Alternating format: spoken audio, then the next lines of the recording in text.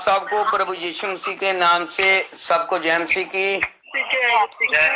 प्रभु आप लोगों को बरकत और आशीष दे। ध्यान से वचन की ओर चलना है। हमारी प्रार्थना पहले करनी है, हमारा साथ देना है, अपने दिलों में प्रार्थना रखना और परमेश्वर के वचन को कबूलियत करना आमीन कहकर, क्योंकि वो हमारा आमीन खुदा है। आइए हम प्रार्थना करते हैं वचन के लिए सब मिलकर। हालेलुया। धन्यवाद प्रभु यीशु मसीह, हम शुक्र तारीफ और तुम्हारी महिमा करते हैं आज के समय के लिए। ये क्षमा का टाइम फिर एक दफा आपने हमें अपना वचन प्रभु जो तुम्हारे मुख से निकलता है सुनाने के लिए प्रभु दिया है, और मैं उसका शुक्र तारीफ और महिमा करता हूँ।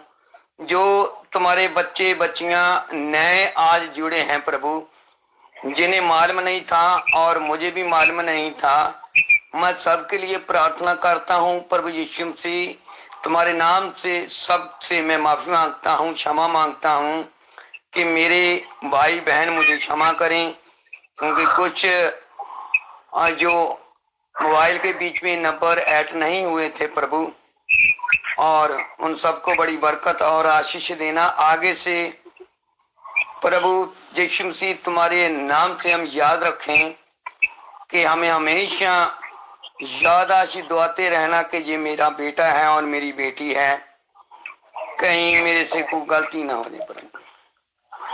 कृपा कर और दया कर। जब हम एक दूसरे को प्रभु चाहते हैं, प्यार करते हैं, प्रभु में एक है, तुम्हारे अंग हैं, तो हमारा बोलना, हमारा चलना, हमारा उठना और हमारा बैठना, हमारा देखना सिर्फ तुम्हारे वचन के अनुसार होए।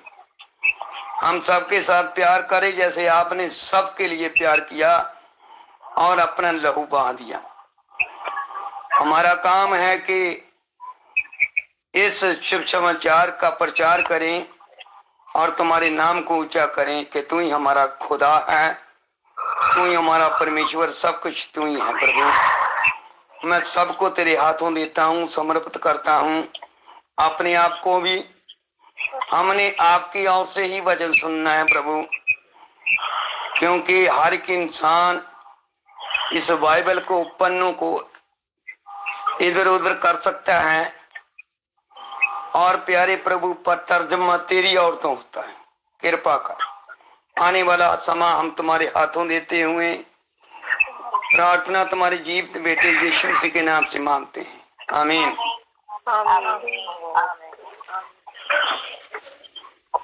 हमने वचन की ओर जाना है। परमेश्वर का वचन देखेंगे, विवास्ता सार। सबने परमेश्वर के वचन को देखना है।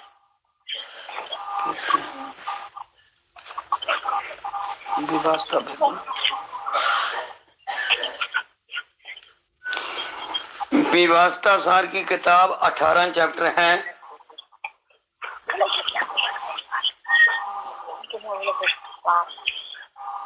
18 चैप्टर और उसकी 15 आयत देखेंगे। 18 की 15 थोड़ा ध्यान से सुनने का। प्रभु आप लोगों को बरकत और आशीष देगा। वचन में लिखा है, तेरा परमेश्वर यहोवा तेरे मध्यम से, अर्थात तेरे भाइयों में से मेरे समानता में एक नबी को उत्पन्न करेगा, तू उसी की सुनना। प्रभु आपको बरकत और आशीष दे। थोड़ा ध्यान देने का वचन की ओर। हालेलुया। कोई आवाज नहीं करने का, जी परमेश्वर का वचन है। अगर कोई मुसीबत आएगा बाद में नहीं कहने के प्रार्थना करो, मैं नहीं करेगा। परमेश्वर के वचन को थोड़ा ध्यान से सुनने का। प्रभु आप लोगों को बरकत और आशीष देगा। मेरे लिए पहले मेरा परमेश्वर है यीशु मसीह, बाद में आप लोग हैं। मैं आपसे प्यार करता हूं, परमेश्वर भी आपसे प्यार करता है। जरूरी है कि हम जो प्यार करने वाला उनकी सुने। वचन भी वही है जो व्यवस्था निकाली थी मूसा के माध्यम से परमेश्वर ने जब इस्राएल कौम को जो व्यवस्था दी, तो इस्राएल कौम को मूसा ने व्यवस्था के बीच में कहा, तुम्हारा जो परमेश्वर यहोवा है, तेरा परमेश्वर जो यहोवा है, तेरे माध्यम से अर्थात तेरे भाइयों में से मेरे समान एक नबी को उत्पन्न करेगा, तू उसी की सुनना। आपने थोड़ा ध्यान देना वचन के ऊपर, ठीक है। ये व्यवस्था सी अगर हम ऐसे बताएंगे, थोड़ा जितना भी मेरे को परमेश्वर कहेगा मैं वैसे ही चलना चाहता हूं। मैं चाहता हूं कि आप लोगों को समझ लग जानी चाहिए। अगर आप समझेंगे नहीं तो बरकत कैसे प्राप्त करेंगे। जरूरी है कि वचन को सुनना और वचन को पढ़ना और परमेश्वर के आगे प्रार्थना करना, ये हमारे लिए क्यों उत्तम है।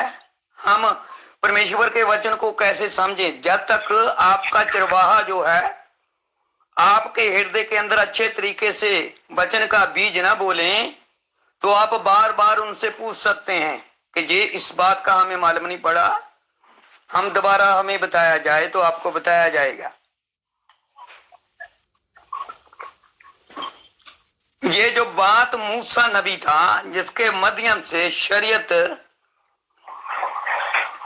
जो है इस्राएलियों को दी गई, व्यवस्था दी गई कानून के मुताबिक, उसकी आज्ञा के मुताबिक, तो यही एक कानून, यही एक व्यवस्था परमेश्वर मत्ती के माध्यम से बता रहा है कि मैं नबियों का खंडन करने नहीं आया बल्कि इनको पूरा करने के लिए आया।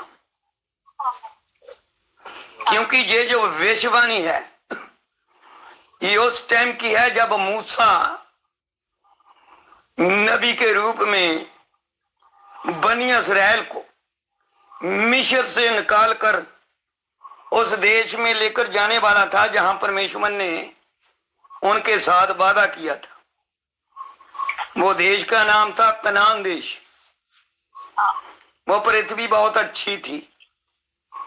तमाम लोग बाइबल के बीच में देखते हैं कि अच्छी का मतलब क्या होता है, यानी बहुत ही अच्छी थी, खेती बाड़ी बहुत अच्छी होती थी। तो परमेश्वर उन लोगों को उस पृथ्वी के बीच में ले जाने वाला था। हम देखते हैं कि उस पृथ्वी के बीच में जब यहोवा परमेश्वर उसे ले जाने वाला था, जिस परमेश्वर ने पूरे इस्राएल कौम को, मूसा को जब आगे रखा, समुद्र को पार करवाया और उन लोगों को आकाश से भोजन दिया, तमाम उनके कपड़े जो है वो फटे नहीं, जूते नहीं टूटे, चट्टान से पानी निकाला। जहां 40 दिन का सफर था, वहां पर परमेश्वर ने नहीं बल्कि उनकी क्रूरता के कारण, उनके क्रोध के कारण, उनके बुड़बुड़ाने के कारण 40 दिन से 40 साल कर दिए। आज भी इसी तरीके से, क्या आप समझते हैं? जो परमेश्वर है, जो कहता है वो सच है। क्योंकि उसने कहा पृथ्वी टल जाएगी, आकाश टल जाएगा, मेरी मुंह की बातें कभी नहीं टलेगी। माफ करना, थोड़ा गला खराब है, फिर भी कोशिश करेंगे हम।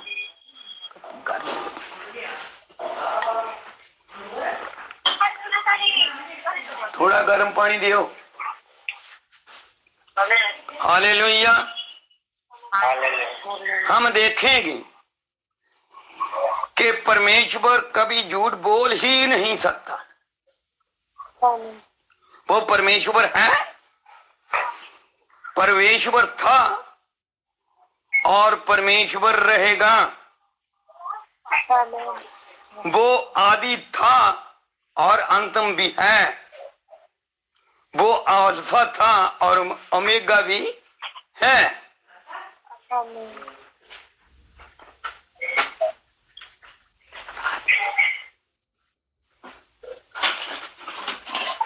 तो हम देखेंगे,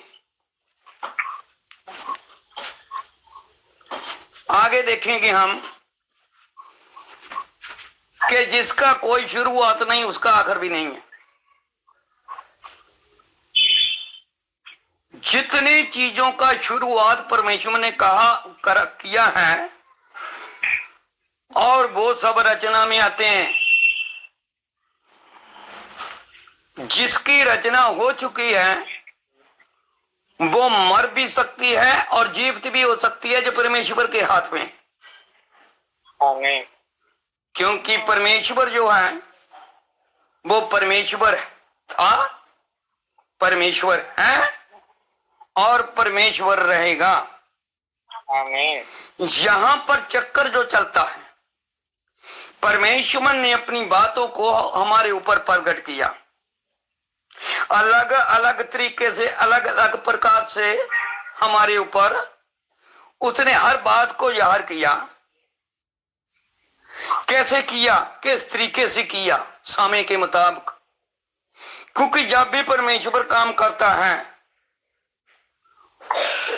वो समय के मुताबिक काम करता है, क्योंकि उसने समय बनाया है।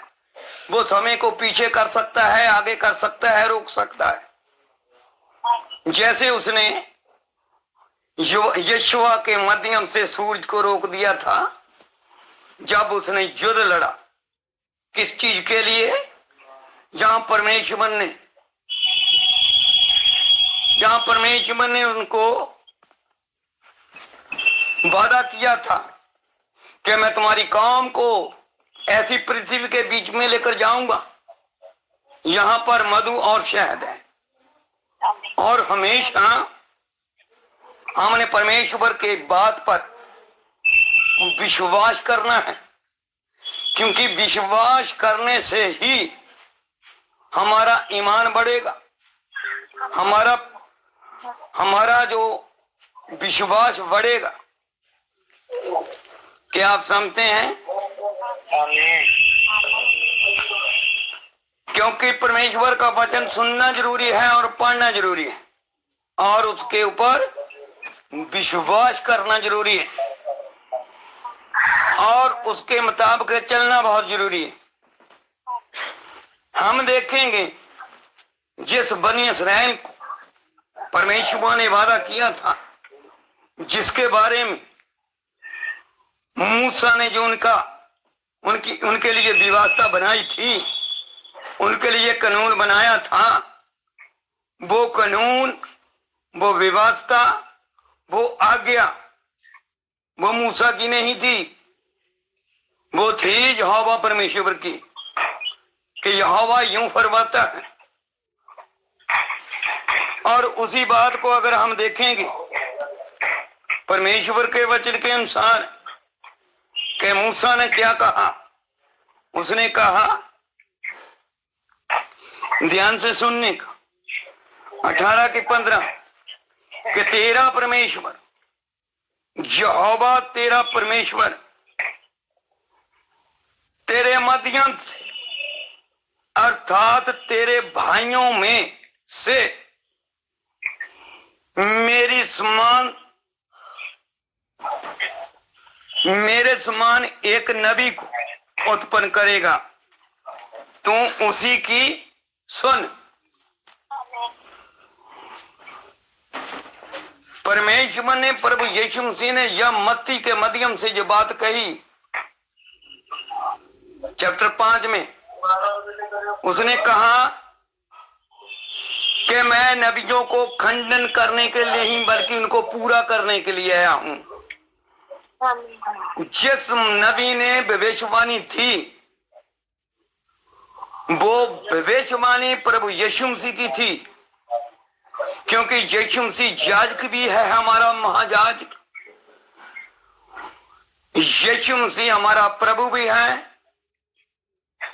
यीशु मसीह हमारा रसूलों का रसूल भी है, यीशु मसीह नबियों का नबी भी है, यीशु मसीह आदि है और अंत में है,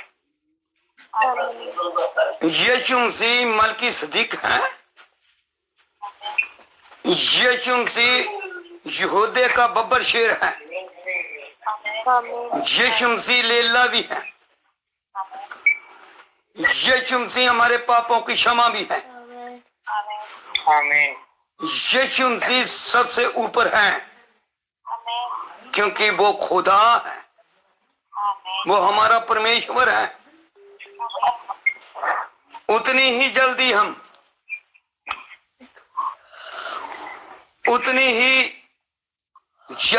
परमेश्वर की सुने। क्या आप समझे? क्योंकि जब भी परमेश्वर प्रभु यीशु मसीह के लिए आकाश खुलता था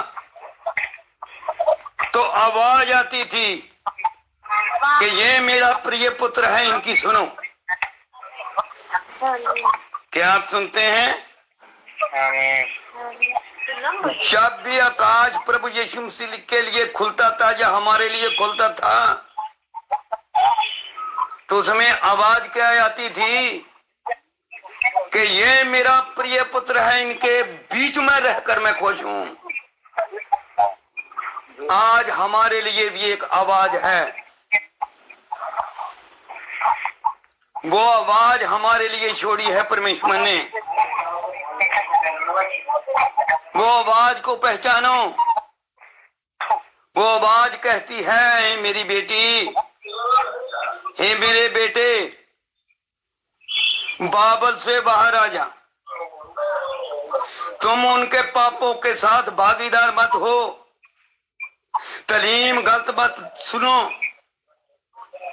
आत्मा की गवाही के मुताबिक चलना हमारा कार्य है, हमारी ड्यूटी है, ये हमारे लिए आज्ञा है, ये हमारे लिए एक व्यवस्था है, नई व्यवस्था। हालेलुया।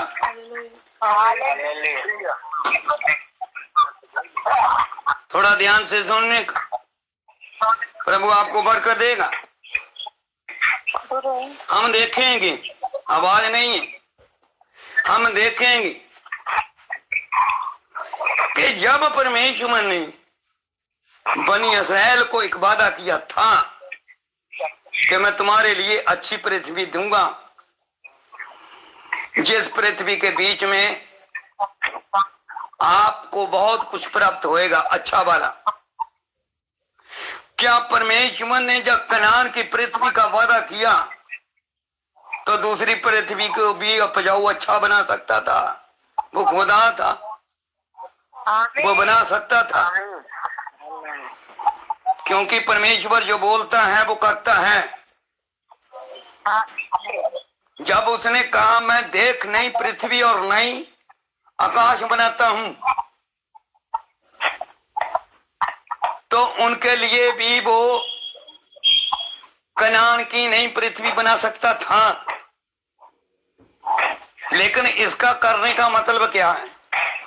कारण क्या है? ये कोई आम आदमी परमेश्वर के वचन को जो है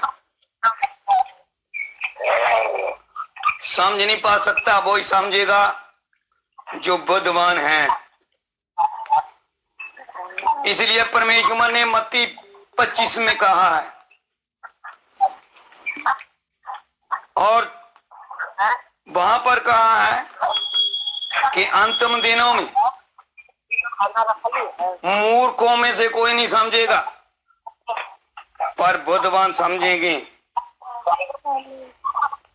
मैं कहता हूं परमेश्वर की हर बात कहने का कोई ना कोई मतलब होता है।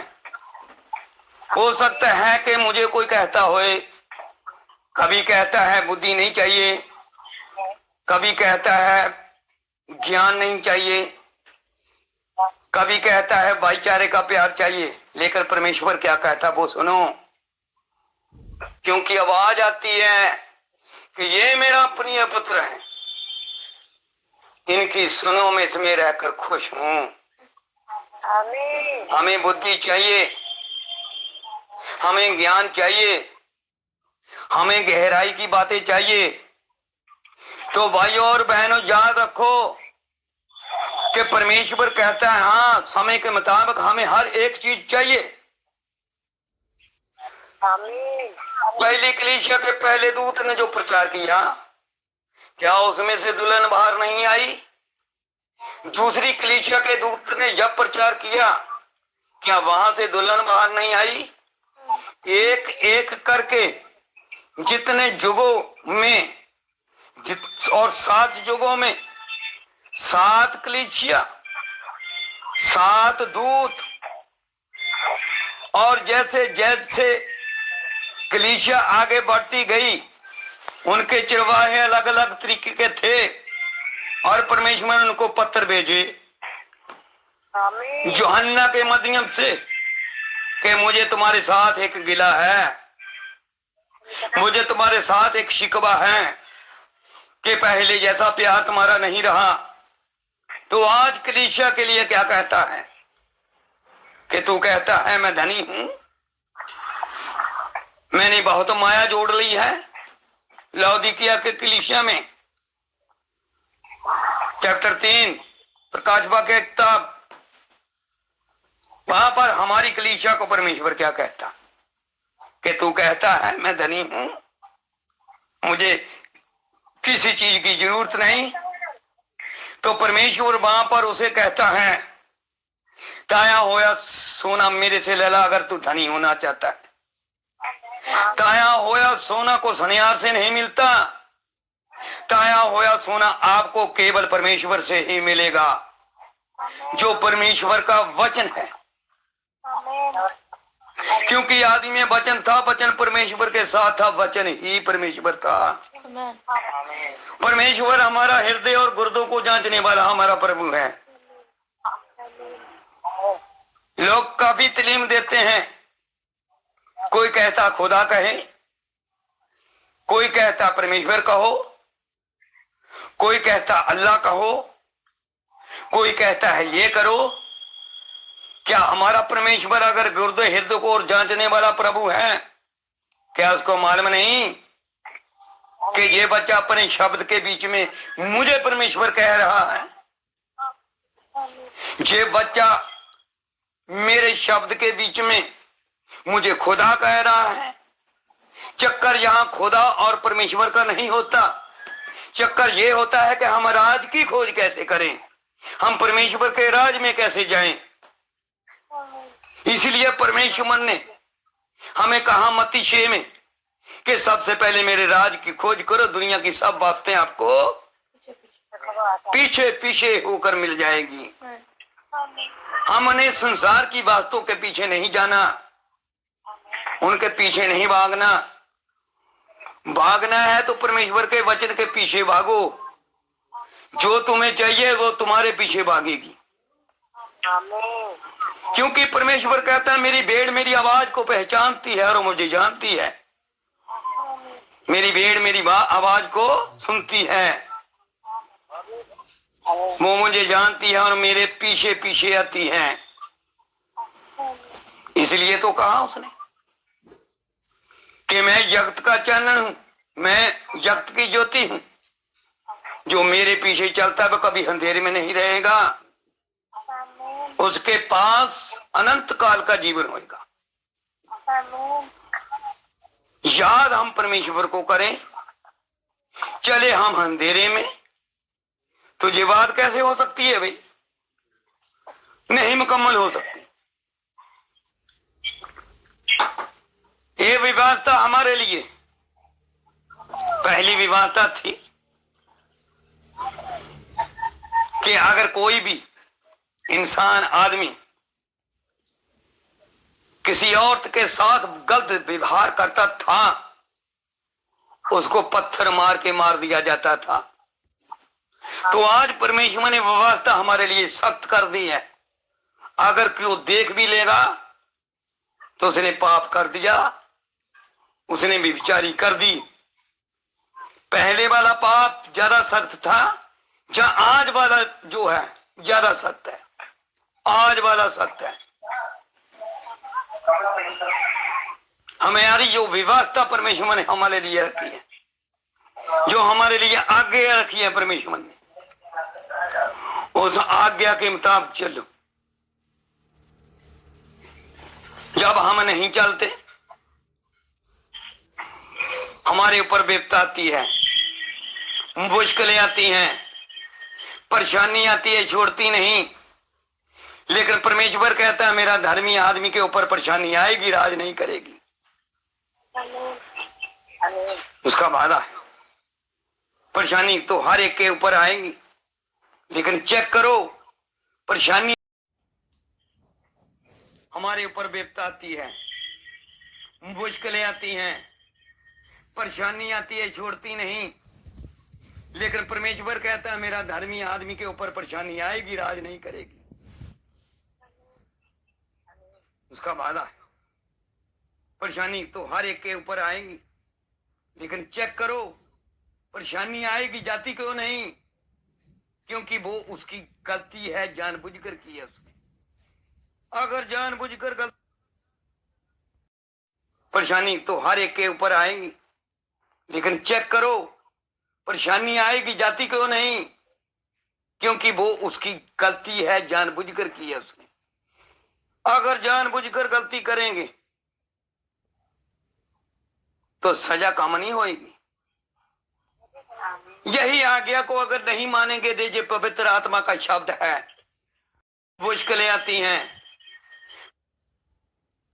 परेशानी आती है, छोड़ती नहीं। लेकिन परमेश्वर कहता है मेरा धर्मी आदमी के ऊपर परेशानी आएगी, राज नहीं करेगी। इसका वादा है। परेशानी तो हर एक के ऊपर आएगी, लेकिन चेक करो, परेशानी आएगी, जाती क्यों नहीं? क्योंकि वो उसकी गलती है, जानबूझकर की है उसने। अगर जानबूझकर गलती करेंगे तो सजा कम नहीं होगी। यही आज्ञा को अगर नहीं मानेंगे, दीजिए पवित्र आत्मा का शब्द है। इसलिए उसने कहा कि मनुष्य के पुत्र के खिलाफ कोई भी बात करे उसे क्षमा है। जो पवित्र आत्मा के खिलाफ कुफर बके, उनके लिए यहां भी क्षमा नहीं, ऊपर भी क्षमा नहीं। बहुत बरकत